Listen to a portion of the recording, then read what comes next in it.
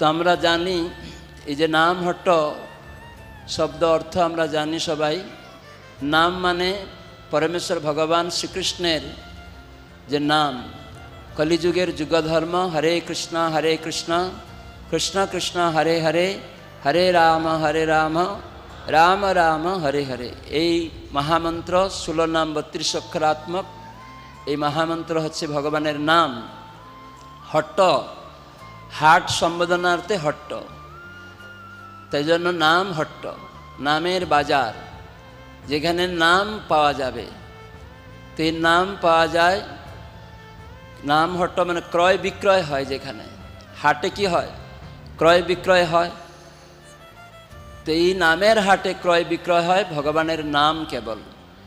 এখানে এই ক্রয় বিক্রয়ের যে মূল্য রয়েছে, কেউ হাট থেকে কিছু ক্রয় করতে গেলে মূল্য লাগে, টাকা পয়সা লাগে, কিন্তু এই নামের হাটে সেই মূল্য হচ্ছে শ্রদ্ধা। শ্রদ্ধা মানে শ্রদ্ধা শব্দে বিশ্বাস কহে সুদৃঢ় নিশ্চয়, কৃষ্ণে ভক্তি করিলে সর্বকর্ম কৃত হয়। যে সমস্ত কর্ম সাধিত হবে। আমরা জানি কিভাবে আমরা সকলের কাছে ঋণী, পিতামাতার কাছে ঋণী, জনসাধারণের কাছে ঋণী, রাজার কাছে ঋণী, এবং আমরা দেবতাদের কাছে ঋণী, মুনি ঋষিদের কাছে আমরা ঋণী, সকলের কাছে আমরা ঋণী। তো সেই ঋণ শোধ করা যায় যখন কেউ পরমেশ্বর ভগবানের শ্রীকৃষ্ণের চরণে নিজেকে আত্মসমর্পণ করে, তার সেবাতে যুক্ত হয়। তো তার সেবা, এই দৃঢ় বিশ্বাস, ভগবানের সেবা করার মাধ্যমে প্রত্যেকের ঋণ মুক্ত হওয়া যায়। সেই জন্য বলা হলো সর্বকর্ম কৃত হয়। সর্বকর্ম আপনা থেকেই সাধিত হয় যখন আমরা ভগবানের চরণে আত্মসমর্পণ করি। সেটি হচ্ছে শাস্ত্রীয় শ্রদ্ধা। সেই শাস্ত্রীয় শ্রদ্ধা আমাদের প্রয়োজন। তো সেটি একমাত্র মূল্য এই নাম ক্রয় করার জন্য। তো সেজন্য নাম হটে কেবল নামের আদান প্রদান হয়ে থাকে।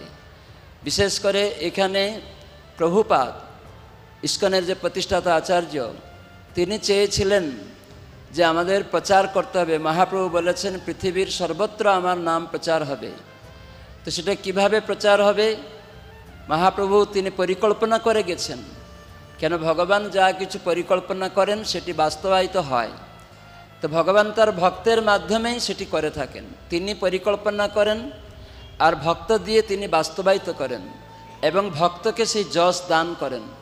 তাই ইস্কন প্রতিষ্ঠা করে শিল প্রভুপাদ তিনি ভগবানের পরিকল্পনাকে বাস্তবায়িত করেছেন। পৃথিবীর সর্বত্র নগর, গ্রাম, শহর এই ভগবানের নাম বিতরণ করেছেন।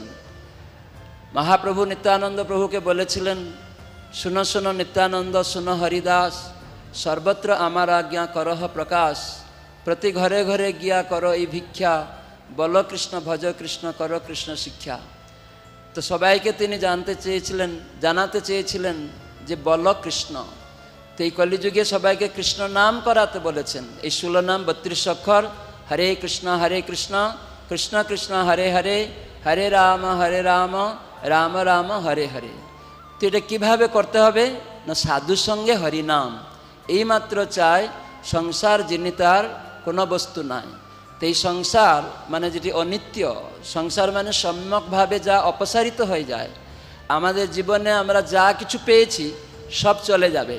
আমার দেহ চলে যাবে, আমার চাকরি, ব্যবসা, আত্মীয় স্বজন, টাকা পয়সা, গাড়ি বাড়ি, নাম যশ প্রতিষ্ঠা সব চলে যাবে। এই জন্য একে বলা হয় সংসার, সম্যক রূপে অপসারিত হয়ে যায় যাহা।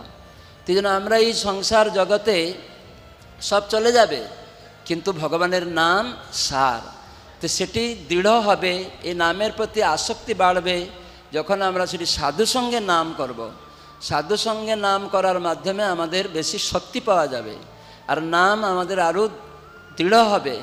ভগবানের ভক্তরা কখনো নাম করে, ভক্ত সঙ্গে করার মাধ্যমে ঐক্যতা আসে, নামের প্রতি মনোনিবেশ হয়, এবং যার ফলে আমরা মৃত্যু সময় মনের স্মরণ, প্রাণ, মনে যে স্মরণ হওয়া উচিত সেটি প্রাণ। আমাদের মনের প্রাণ হচ্ছে কি?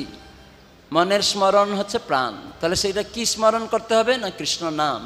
এই জন্য সাধুর সঙ্গে যখন আমরা কৃষ্ণ নাম করব এবং সেটি উচ্চস্বরে যখন আমরা নাম সংকীর্তন করব, তখন আমাদের স্বাভাবিকভাবে স্মরণ হবে। কীর্তন প্রভাবে স্মরণ স্বভাবে। কীর্তন করলে স্মরণ হবে। এই জন্য নামহট্ট সঙ্গে 10-5 মিলে নিজ দ্বারেতে বসিয়া কীর্তন করহ সবে হাতে তালি দিয়া। তো সেই জন্য হাততালি দিয়ে কীর্তন করতে নিজ নিজ দ্বারে বাড়িতে বাড়িতে বসে যাতে এই হরিনাম কীর্তন হয় উচ্চস্বরে, তাহলে কীর্তন প্রভাবে মনে স্মরণ হবে। ভগবদ্গীতায় কৃষ্ণ বলেছেন যে মৃত্যুকালে আমাকে স্মরণ করলে সে আমার ধামে ফিরে আসবে। তাই আমাদের এই মনুষ্য জীবনের প্রকৃত উদ্দেশ্য হওয়া উচিত ভগবত ধামে চলে যাওয়া, ফিরে যাওয়া, এই জন্ম মৃত্যু চক্র থেকে মুক্ত হওয়া। কেন না এখানে যা কিছু আমার বলি সব তো আমার কাছ থেকে চলে যাবে। এই জগৎটা হচ্ছে দেবী ধাম, এটা হচ্ছে দেবী দুর্গা, উনি হচ্ছেন মহামায়া। মায়া মানে যা কিছু নয়। এখানে আমরা যা কিছু দেখছি এটি আমার ভাবছি, এটা আমাদের নয় কিছু। তো সেজন্য এখানে মায়া তিনি তার আবরণাত্মিকা শক্তি, প্রক্ষেপাত্মিকা শক্তি, এই দুটি রূপে আমাদেরকে আবরণ করে ঢেকে রেখেছেন আর ভ্রমিত করছেন। যেটি ঠিক নয় সেটাকে আমরা মনে করছি এটাই ঠিক। তো এইভাবে এই দেবী ধামে, এই মায়া জগতে, এই দুর্গ থেকে মনুষ্য জীবনেই কেবল উদ্ধার পাওয়ার একমাত্র উপায়। তো সেই জন্যই সাধুসঙ্গে হরিনাম করার মাধ্যমে আমরা ভগবানকে স্মরণ করতে পারি। তাহলে কৃষ্ণ বলেছেন যে মৃত্যুকালে আমার নাম স্মরণ করবে ভগবত ধামে যাবে। সেজন্য নরোত্তম দাস ঠাকুর বললেন মনেরও স্মরণ প্রাণ। তাহলে প্রাণটা হচ্ছে কি, আমার মনে যদি স্মরণ থাকে তার মানে প্রাণ আছে, আর মনে যদি স্মরণ নেই তার মানে প্রাণ নেই। তো সেই প্রাণটি কি? মনেরও স্মরণ প্রাণ, মধুর মধুর ধাম, যুগল বিলাস মধুর নাম। এই যে যুগল বিলাস যে রাধাকৃষ্ণের নাম এই কলিযুগে, সেটি হচ্ছে এই জগতে সাধ্য সাধন সার। এই জগতে সাধ্য বস্তু, সাধন বস্তু আমাদের এই হরিনাম। তো সেই যুগল নাম, রাধাকৃষ্ণ নাম, যেটা মধুর মধুর। কেন আমরা সবাই মধু চাই, ভগবানের গমন, ভগবান চাহানি, ভগবানের বস্ত্র, ভগবানের সব কিছু মধুময়। সেই জন্য তার নামটা হচ্ছে অত্যন্ত মধুময়। তো এই জন্য এই নাম করার মাধ্যমে আমরা স্মরণ করতে পারি। ভগবানের নাম স্মরণ করার মাধ্যমেই কীর্তনে করে স্মরণ হয়। তাই সাধু সঙ্গে যখন এটা হবে তাহলে আমরা স্মরণ করতে পারবো। তাহলে মৃত্যুর সময় আমরা ভগবানের নাম করতে করতে ভগবত ধামে ফিরে যেতে পারবো। তো সেজন্য বিশেষ করে এই নামহট্ট প্রচার গৃহস্থ ভক্তদের জন্য বিশেষ সুযোগ দেওয়া হয়েছে। ভগবানের নাম তো সবাই করবে, সন্ন্যাসী সাধুরা সবাই করবে, কিন্তু গৃহস্থ ভক্তরা তারা নানা কাজে ব্যস্ত থাকে। তাই তাদের কিভাবে তারা ভগবত ধামে ফিরে যাবে, তো সেই জন্যই মহাপ্রভু এই প্ল্যান করলেন যে সবাই বাড়ি বাড়ি গিয়ে ভগবানের নাম বিতরণ করো, আর সবাইকে গীতা ভাগবতের শিক্ষা দাও, আর সবাইকে ভগবানের ভজন মানে তার সেবা করতে শেখাও। তাহলে এই গৃহস্থ জীবনে তারা সুখী লাভ হবে এবং ভগবত সেবা করার মাধ্যমে ভগবত ধামে ফিরে যেতে পারবে। তো সেজন্য তারা কি করে, গৃহস্থ জীবনে তারা নানা কাজে থাকবে।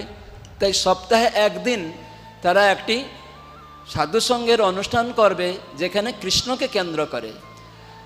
প্রকৃত সাধু কি না, যে ভগবানকে কেন্দ্র করে থাকেন। প্রকৃত ধর্ম কি না, ভগবানকে কেন্দ্র করে যা কিছু হয় সেটা প্রকৃত ধর্ম। আর যে সাধুরা এই ভগবানকে কেন্দ্র করে করে তারাই হচ্ছে সাধু।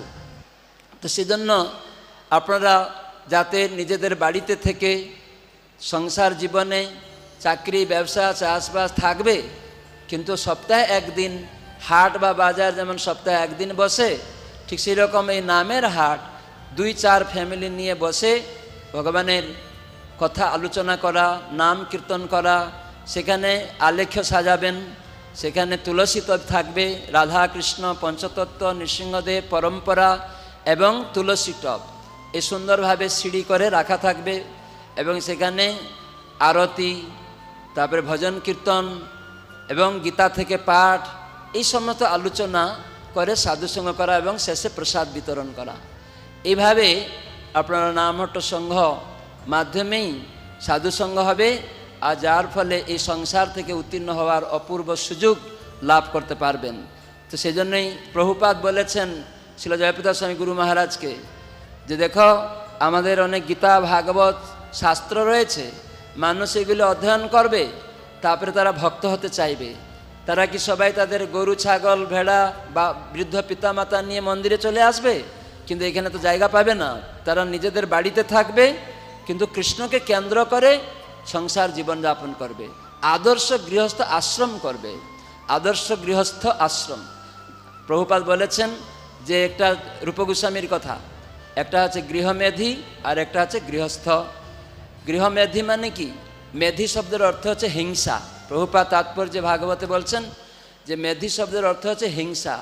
দেখবেন আজকাল আমরা সমাজে বাস করছি ছেলে মেয়ে স্ত্রী পুত্রকে নিয়ে, সবাই বলে আমরা গৃহস্থ আশ্রমে আছি, কিন্তু পরস্পর মধ্যে হিংসা রয়েছে, এ তাকে দেখতে পারে না, সে তাকে দেখতে পারে না, হ্যাঁ কি না? এটা রয়েছে। তো সেই জন্য সে জীবনকে বলা হয় গৃহমেধির সংসার। কিন্তু গৃহস্থ আশ্রম যেখানে রূপ গোস্বামী বললেন কেবল ভগবানকে কেন্দ্র করে তারা ছেলে মেয়ে স্ত্রী পুত্রকে নিয়ে জীবনযাপন করবে।